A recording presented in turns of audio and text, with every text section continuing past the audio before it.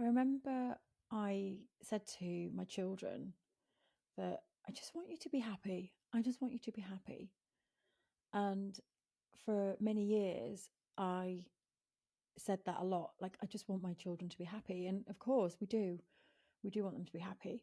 And I remember watching a TV program, and one of the hosts on a TV program said, you know, people often say they want their children to be happy, but it's not realistic. And we have to be careful when we keep saying, I just want you to be happy, I just want you to be happy, because we put this unrealistic expectation on us being happy all the time.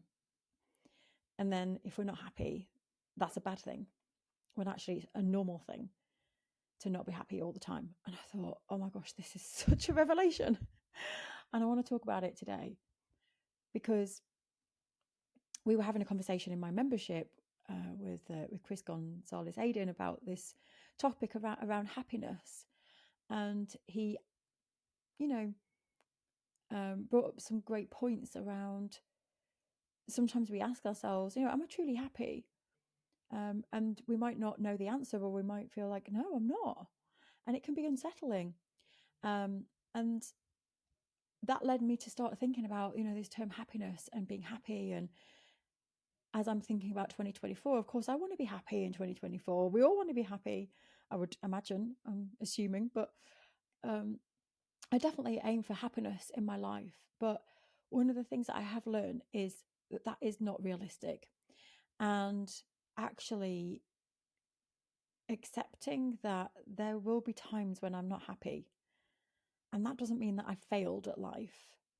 It means I'm a human with emotions, and they're not always happy emotions. And I wanted to share this because I think at this time of year, there's sometimes an expectation to be happy.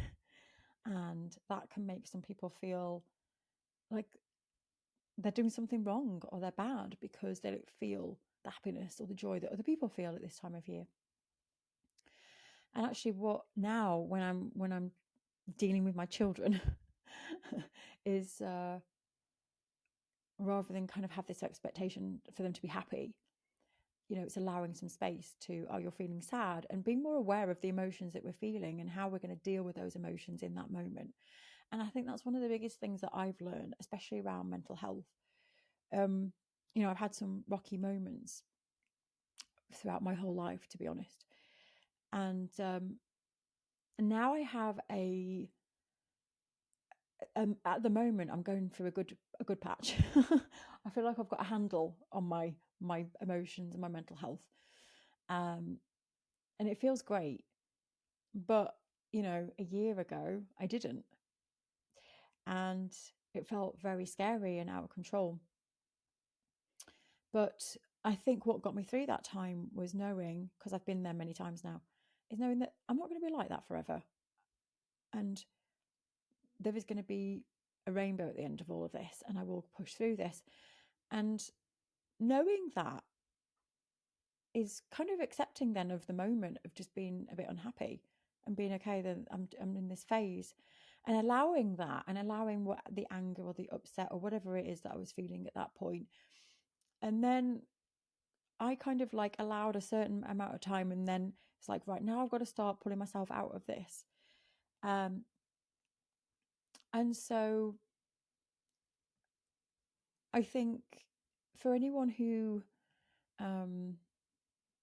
feeling bad about, I should be happy at this time of year, and just know that you don't need to be. It's permission to be unhappy. And also to just, I think, learn. The more we can learn about ourselves and become self-aware, the more we can accept those parts of ourselves and know that we're in a season, and know the things that we can do to pull ourselves out of unhappiness if that's what we're feeling. So I definitely have a list of things that I turn to when I'm feeling unhappy. So people, music, art, there's certain things that I have on my list that I will go back to, and I really recommend that too. And change of environment. change of environment is massive for me. That's one thing that I'll definitely return back to, is getting out of my usual environment. So this was just a bit of a ramble today. I just felt compelled. And I think it's because I've spoken to at least 3 people in the last week who feel unhappy. And I guess that's what stirred this conversation.